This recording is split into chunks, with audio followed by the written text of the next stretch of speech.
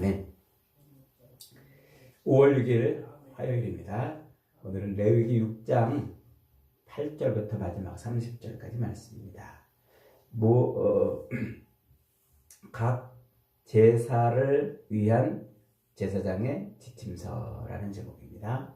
각 제사를 위한 제사장의 지침서. 지금 6장 7절까지 하나님께서 회막에서 이스라엘 백성들을 만나주시기 위해서 5가지 제사를 드리라 이렇게 말씀하셨죠. 그러니까 그 제사들은 하나님을 만나기 위한 제사들인 거예요. 그래서 첫째는 번제를 드리라, 두 번째는 소제를 드리라, 세 번째는 화목제를 드리라, 네 번째는 속죄제를 드리라, 다섯 번째는 속건제를 드리라. 이렇게 5가지 제사를 요구하셨어요. 근데 오늘 6장 8절부터 그리고 7장 마지막 절까지 이렇게 6장 8절부터 7장 마지막 절까지는 그 5가지 제사를 드릴 때 제사장이 어떻게 행해야 되는지를 가르치는 지침서예요. 그 제사를 드릴 때 제사장이 제물을 어떻게 다뤄야 되는지, 그리고 남은 제물은 어떻게 할 것인지, 그리고 그 번제단의 불은 어떻게 할 것인지, 이런 것들을 이제 가르치는 지침서죠. 그러니까 앞에서 6장 7절까지 그 5가지 제사를 요구할 때는 제물을 드리는 사람의 입장에서 설명을 한 것이라면, 이제 6장 8절부터 마지막 7장 한 장 반에 걸쳐서는 그 제물을 받아서 제사를 드리는 제사장이 어떻게 할 것인지에 대한 지침서라 이렇게 말할 수가 있어요. 그러니까 제물을 드리는 사람의 지침서와 제물을 받아 제사를 드리는 제사장의 지침서, 이렇게 이제 구분을 할 수가 있습니다. 자, 먼저 8절부터 13절까지는 번제에 대한 규례예요. 번제는 1장에서 다루었잖아요. 번제는 이 땅에 임하시는 하나님의 그 임재, 그 하나님의 임재 앞에 자기 백성들이 나올 수 있도록 그 모든 죄를 사해주는, 용서해주는 그런 제사가 번제였죠. 그래서 제물의 가죽을 홀딱 벗겨냈어요. 그리고 내장을 따로 분리하고 제물의 각을 뜨고 이렇게 해가지고 피를 받아서 그것을 성소에 뿌리고, 그리고 그 모든 이 제물, 각을 뜨고 내장을 분리하는 그 제물을 번제단에서 완전히 소각시켜 드리는 제사, 이게 번제였지요. 그러니까 그 번제는 하나님 앞에, 걸어가신 하나님 앞에 나와야 되는 그 인간의 모든 죄를 완전히 사해 주시는 그 제사를 의미한다고 그랬어요. 자, 이제 하나님은 그 번제를 집례하는 제사장, 그 제사장이 어떻게 제사를 집례할 것인지를 이제 소개하고 있는 거예요. 자, 먼저 그 번제물, 그 가죽을 홀딱 벗겨가지고 각을 뜨고 뼈와 살을 분리하는 작업이랬죠. 각을 뜨고 내장을 또 꺼내서 세척하고, 자, 이렇게 한 그 번제물, 그 번제물을 어떻게 하라고요? 번제단에 올려서 다 태우는데 계속 아침까지 계속 태우라 이렇게. 그러니까 번제는 계속 이루어져야 되는 거예요. 중간에 그 번제가 멈춰질 수 없도록 그렇게 했어요. 그래서 그 번제단에서 번제물이 계속 타도록 그렇게 요구하신 거예요. 그러면서 이제 그 번제물이 계속 탈 때 재가 남을 거 아니에요. 그럼 그 재는 어떻게 하라고 그랬습니까? 저 진영 바깥에 버리라고 그랬잖아요. 그때 제사장이 번제물을 태울 때 입는 제사장의 옷은 출애굽기에서 말한 그 제사장의 그 옷을 입으란 말이에요. 세마포 옷.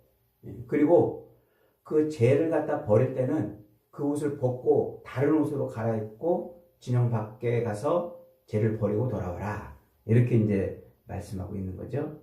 그러니까 제사장으로 하여금 하나님 앞에 제사를 드릴 때에 그 구별됨을 하나님이 요구하시는 거예요. 그러니까 제사 드릴 때 옷하고 가서 진영 밖에 나가서 일하는 옷하고 구분 없이 막 이것도 있고 저것도 있고 이거 입어서 이거 입고 저거 일을 하다가 이렇게 하지 말라는 거예요. 제사는 뭐라고요? 하나님 앞에 구별된 것이기 때문에 반드시 제사장은 구별된 제사장의 옷을 입고 제사를 드려라 하는 것이죠. 자, 그 다음에 이제 중요한 명령을 내려주시는데 12절 13절에요. 제단 위에 불은 항상 피워 꺼지지 않게 할지니 제사장은 아침마다 나무를 그 위에 벌려놓고 번제물을 그 위에서 태우라 그래요. 그리고 거기다가 뭐를 더하라고 하십니까? 화목제의 기름을 자꾸 더하라. 이렇게 화목제의 기름. 화목제를 드릴 때는 이 제물을 전부 다 태우는 게 아니라 이 화목제물은 이 제물의 내장과 콩팥과 그리고 내장에 붙어있는 기름만 따로 떼내가지고 태워드리는 제사라고 그랬죠. 거기 화목제라고 그랬는데 나머지 이제 제물은 제사장이나 그리고 제사를 드리는 제주한테 이렇게 돌아가는데 그 모든 기름, 내장과 거기에 붙어있던 이런 기름들을 모아가지고 태우는 그 화목제물에 그 제물을 계속 거기다 첨가하라 이렇게 말하고 있어요. 그러니까 기름을 자꾸 붓는 거죠. 이제 우리가 고깃집에 가면은 고기를 이렇게 태우다가 기름이 뚝뚝 떨어지면 막 그 밑에서 불이 확 하고 올라오는 그런 걸 볼 수 있었죠. 예, 그런 식이에요. 그래서 내장에 기름을 자꾸 부어가지고 불이 확 자꾸 꺼지지 않게. 그래서 중요한 것은 그 번제단에 불이 꺼지지 않아야 되는 거예요. 꺼지지 않는데. 이 불은 이제 뒤에 가면은 9장에 가면은 번제단에 불을 하나님이 이제 붙여주세요. 위로부터 하나님이 불을 쫙 하고 붙여주세요. 그러니까 사람이 이 번제단에 불을 켜는 게 아니에요. 라이터나 성냥을 갖고 불을 붙인 게 아니고 하나님이 위에서 붙여주신 불이에요. 그래서 꺼트리면 안 되는 불이죠. 그래서 이 꺼지지 않는 불은 이제 9장에 가면 제사가 본격적으로 시작될 때 하나님이 이제 불을 붙여주시고 그 불이 꺼지지 않도록 계속해서 번제물을 태우고 화목제물에 기름을 더하도록 그렇게 이제 하시는 거예요. 그러니까 이것은 무엇을 의미하냐면 하나님께서 우리의 죄를 용서하시는 그 번제, 그 번제는 계속 이어지는 번제란 말이에요. 어느 한때 하나님이 죄를 용서하시는 일을 딱 하고 그 다음에 이제 끝나는 게 아니라 오고 오는 모든 세대의 죄를 하나님이 어떻게 하신다? 용서하신다는 거예요. 누구를 통해서? 그리스도 예수를 통해서. 그래서 예수 그리스도의 그 십자가 죽으심의 사역, 그것은 하나님 앞에 단번에 드려지는 제사입니다. 단번에 드려지는 제사인데 그 제사가 그때 예수님의 시대에만 딱 끝나는 게 아니라 영원한 제사가 될 수 있는 것은 바로 꺼지지 않는 불. 하나님이 붙여놓으신 이 모든 죄를 홀딱 태우는 이 불이 꺼지지 않게 하시는 하나님의 은혜로 말미암는 거예요. 그래서 이 제단에 붙은 불을 꺼뜨리지 않는 것은 바로 그리스도 예수를 통한 단번에 드려진 그 제사가 지금도 여전히 오는 세대의 모든 죄인들에게 유효한 것은 꺼지지 않는 불로 인한 영원한 제사이기 때문에 그래요. 그래서 예수님의 십자가 제사를 단번에 그리고 영원히 드리는 제사다 이렇게 말을 하는 거예요. 단번에 영원히 드리는 불. 하나님 앞에서 그렇게 모든 제사는 단번에 드려지고 영원한 제사. 그것을 만족시킨 게 바로 예수님의 십자가 제사란 말이에요. 그래서 이것은 예수 그리스도의 단번에 그리고 영원히 드려진 그 제사로 말미암아 제물 대심으로 말미암아 우리의 죄가 그렇게 단번에 그리고 영원히 속죄되는 그 속죄를 상징하는 거예요. 그래서 사도 바울은 그 그리스도의 그 단번에 그리고 영원히 드린 속죄로 말미암아 우리가 구원을 얻었으니 죄 용서함을 받았으니 우리 몸을 거룩한 산 제사로 드리라고 로마서 1장에서 말을 하죠. 그러니까 하나님 앞에서 그리스도 예수를 제물로 삼아서 나아가는 우리들은 하나님 앞에 어떻게 해야 된단 말이에요?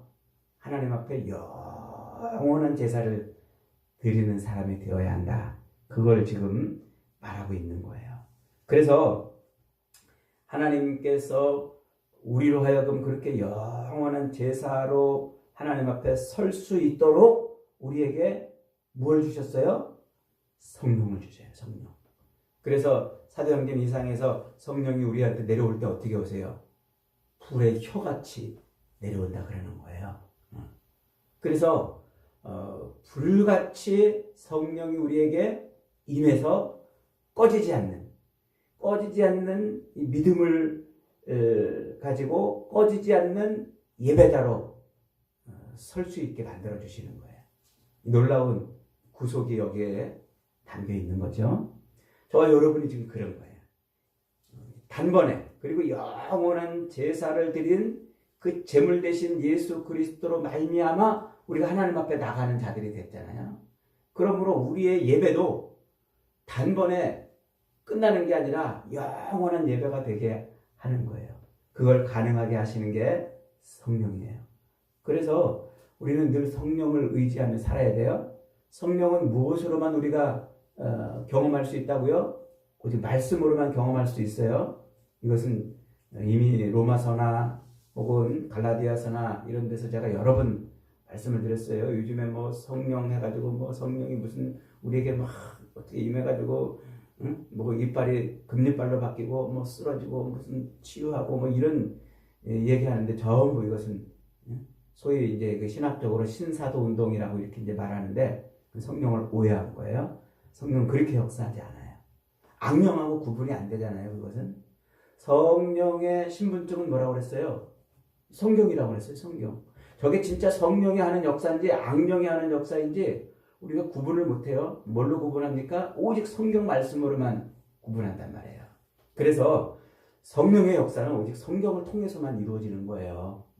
오늘날 우리의 신앙생활이 그리스도 예수를 제물 삼아서 하나님 앞에 나가는 이 믿음, 이 산제사의 삶이 영원히 되기 위해서는요, 말씀을 통한 성령의 역사밖에 없는 거예요.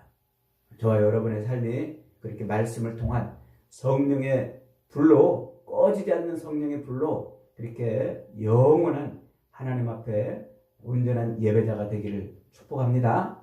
자, 그 다음에 이제 두 번째가 14절부터 23절까지 말씀이에요. 소제에 대한 규례죠. 소제는 뭐라고 그랬어요? 죄인이 죄가 있어가지고 하나님 앞에 도무지 거룩한 하나님 앞에 도무지 갈 수 없던 그 죄인이 번제로 말미암아 모든 죄를 용서받고 그 용서받아서 하나님 앞에 새로운 생명을 얻은 네페쉬 새로운 생명을 얻은 그런 사람이 드리는 감사 제사가 소제라고 그랬어요. 그래서 소제는 피의 제사를 드리는 게 아니라 곡식으로 곡물 가루로 드리는 제사라고 그랬잖아요. 그래서 그 소제물을 이제 곡식 가루로 하나님 앞에 이렇게 이제 드리는 거예요. 그러면 제사장이 그 소제물을 받아가지고 이제 그것을 번제단에 태우죠. 그 태울 때 유향을 섞어서 또 이렇게 태우도록 지금 그렇게 하라고 말합니다. 자, 그 다음에 이제 그렇게 해서 소제물을 다 태워서 향기로운 냄새가 되게 하되 남은 것 있잖아요. 그 남은 것은 누구 몫이었어요? 제사장의 몫이었어요.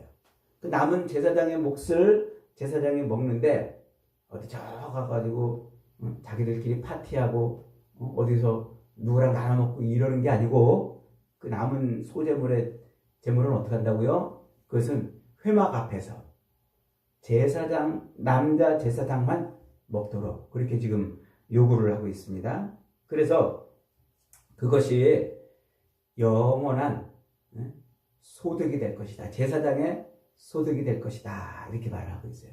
그러니까 제물로 드린 것 중에 다 태우지 않고 제사장 몫으로 돌리는 것은 제사장의 몫이 되는 거예요. 그게 영원한 소득이 된단 말이에요. 그래서 나중에 이제 가나안 땅에 들어가면 이스라엘 백성들 중에 제사장 지파는 레위 지파는 따로 땅을 분배받지 않아요. 따로 분배받지 않아요. 왜냐하면 그 땅에서 나는 것으로 먹고 사는 게 아니라 이 사람들은 이 재물을 가지고 먹고 살기 때문에 그래요.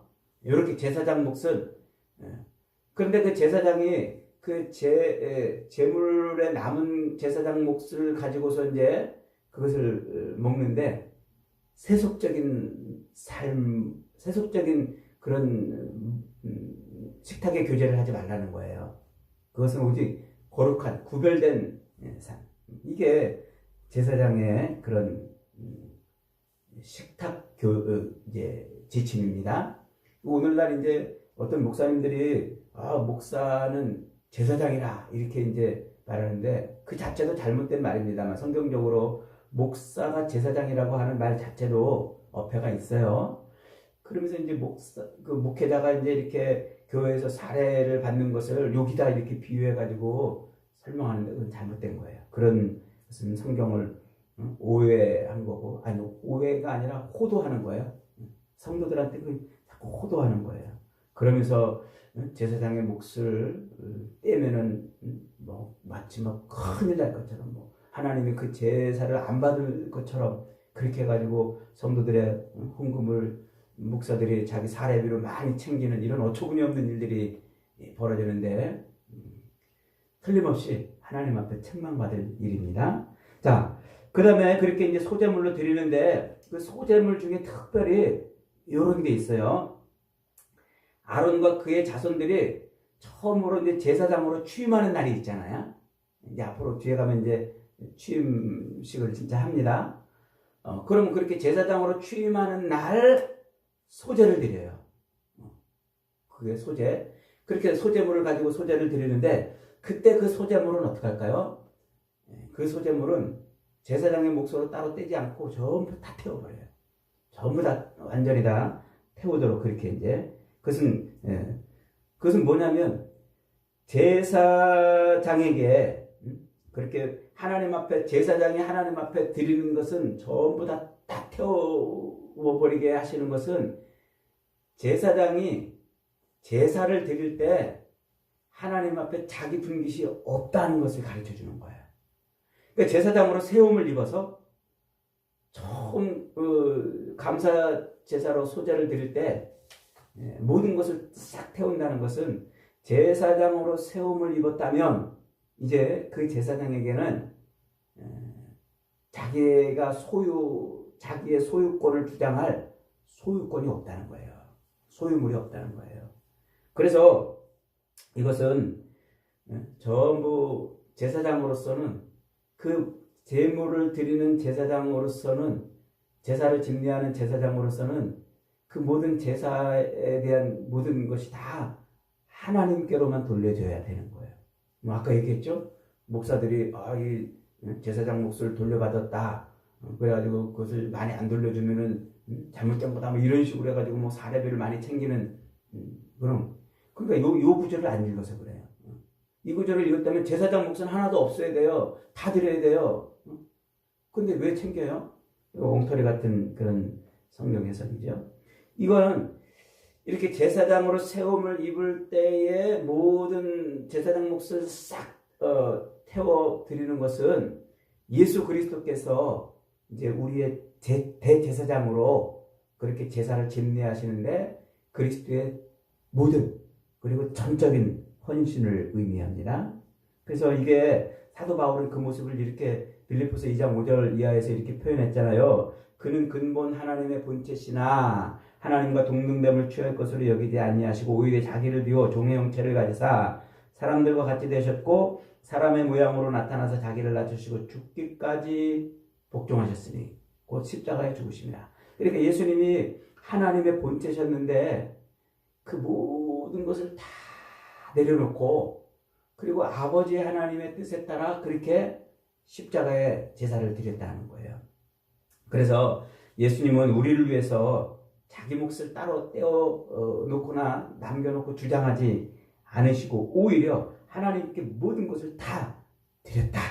거예요. 그래서 하나님이 그것을 인해서 예수님을 높이사 모든 무릎이 예수님 앞에 꿇게 하시는 그런 승귀의 은혜를 주셨다고 이렇게 이제 말하잖아요. 그래서 사도 바울은 이런 그리스도의 전적인 헌신과 마음을 표현하면서 빌립보서 2장 5절에서 뭐라고 말합니까? 너희 안에 이 마음을 품으라. 곧 그리스도 예수의 마음이니. 그래요. 그러니까 하나님 앞에 제사를 드릴 때에 뭔가 이렇게 주장하고 자기 몫을 챙기고 자기 소유권을 주장하지 아니하고 전적으로 헌신했던 그 그리스도의 마음을 우리가 품고 사는 것.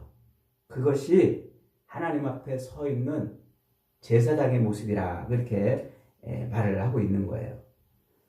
그러니까 베드로 사도는 베드로전서 2장 9절에서 이렇게 말하잖아요. 우리는 거룩한 나라요 그의 소유된 백성이요 왕 같은 제사장들이니.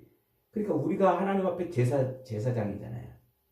그러니까 우리가 하나님 앞에 제사 드릴 때 우리의 무슨 자꾸 소유를 주장하고 이렇게 해서는 안 된다는 것이죠. 자, 그 다음에 이제 마지막으로 24절부터 30절은 속죄제예요. 속죄제. 그 속죄제 제물은 어떻게 다루고 처리하고 제사를 어떻게 드려야 되는지죠. 자, 속죄제는 하나님으로부터 그렇게 죄 용서함을 받아서 새로운 생명을 부여받은 사람이 하나님과 교제하며 교통하며 사는 중에 부지 중에 혹은 실수로 혹은 미처 이것이 죄인지 인식하지 못하면서 죄를 지을 때 그 죄를 용서받는 죄가 속죄죄라고 그랬잖아요.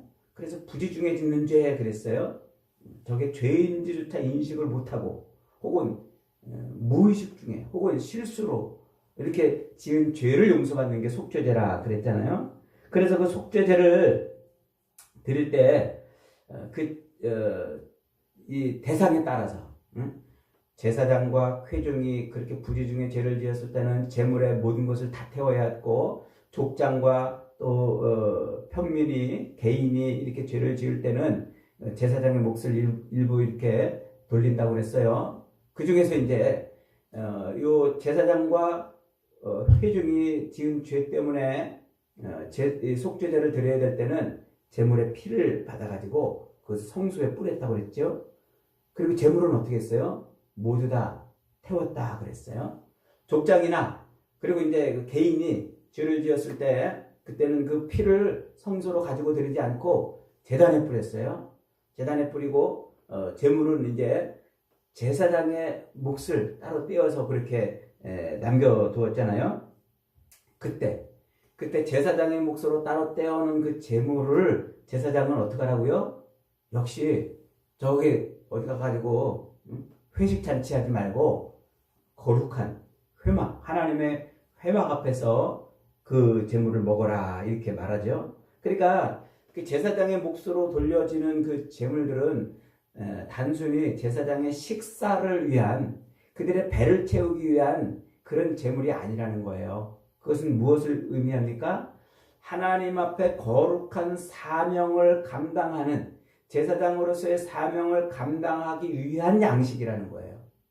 그러니까 자기 배를 채우고 세상 사람들과 제사장 아닌 사람들과 함께 나누는 그런 양식이 아니고 하나님이 맡겨놓으신 그 제사장의 직무를 감당하기 위한 양식이다. 이렇게 이제 말하는 거죠. 자, 그 다음에 이제 재미있는 것은 속죄 제물의 피가 혹이 다 튀어가지고 다른 옷에 묻었다면 그 옷은 거룩한 것에서 빨아내라 이렇게 말해요. 그리고 혹시 제사장의 몫의 고기를 제물의 고기를 무슨 그릇에 토기 그릇에 놓고 삶았다면 그 토기 그릇은 깨트려 버리고, 유기 그릇에 놓고 삶았다면 그 유기 그릇은 또 깨끗하게 거룩하게 물로 닦아내라 이렇게 요구를 하고 있습니다. 이것이 얼마나 예수님의 그 십자가의 그 속죄 사역, 제물 되시고 동시에 제사장 되신 예수 그리스도의 그 십자가 사역이 얼마나 치밀하게 진행이 되었는가를 우리에게 설명해 주고 있어요. 그래서 이미 앞에서 말한 대로 히브리서 9장 그리고 10장에서는 예수 그리스도께서 대제사장 되신 예수 그리스도를 히브리서는 앞에서부터 계속 설명했잖아요. 예수님은 우리의 대제사장 되신다. 그러더니 갑자기 9장에 와가지고는 그 대제사장 되신 예수님이 제물이 되셨다. 이렇게 이제 말하면서 예수님은 우리의 속죄 제물이면서 동시에 우리의 속죄를 위한 제사장이 되셨다고 이렇게 이제 선포했다고 그랬어요. 그게 히브리서라고 그랬어요. 그래서 히브리서는 바로 예수님이 완전한 제물이시고 동시에 완전한 제사장으로서 우리의 죄를 용서해 주신 분인, 우리가 하나님 앞에 나갈 수 있게 해주신 분이다. 이렇게 이제 말을 해요. 그러면서 13절, 히브리서 13장 13절은 이렇게 말해요. 그런즉 우리도 그의 치욕을 짊어지고 영광 밖으로 그에게 나가자. 우리가 여기에는 영원한 도성이 없으므로 장차 올 것을 찾나니 그러므로 우리는 예수로 말미암아 항상 찬송의 제사를 하나님께 드리자. 이는 그 이름을 증언하는 입술의 열매니라. 이렇게 말해요. 그러니까 완전한 제물이 되시고 완전한 제사장이 되사 우리로 하나님 앞에 나아갈 수 있게 해주신 그 제사를 완성하신 그 예수 그리스도, 그 예수 그리스도로 말미암아 우리가 이렇게 이제 하나님 앞에 나아갈 수 있게 되었으니 우리는 어떻게 하자? 항상 찬송의 제사를 드리자. 찬송의 제사. 그 찬송의 제사가 뭡니까? 예수 그리스도를 증언하는 그런 입술의 고백이라 이렇게 말해요. 그러니까 무슨 얘기예요? 우리가 어느 때든지 어느 곳에든지 항상 제사장으로서 베드로전서 2장 9절에서 우리를 어두운 데서 불러내신 그의 기이한 빛에 들어가게 하신 자의 아름다운 덕을 선전하는 것처럼 항상 예수 그리스도를 어떻게 하는 거야? 우리가 증언하는 거야. 우리의 완전한 속죄 제물 되시고 제사장 되신 그 그리스도의 구원을, 그 은혜를, 그 희생을 우리가 날마다 입술로 고백할 때 그게 찬송의 제사라 이렇게 말하는 거예요. 그게 오늘날 우리가 삶을 사는 것이죠. 여러분, 완전한 제물 되시고 완전한 제사장 되사 우리의 속죄를 이뤄내신 그 예수 그리스도를 날마다 증거하고 간증하고 찬송하며 사는 저와 여러분이 되시기를 주님의 이름으로 축복합니다. 아멘. 말씀 붙들고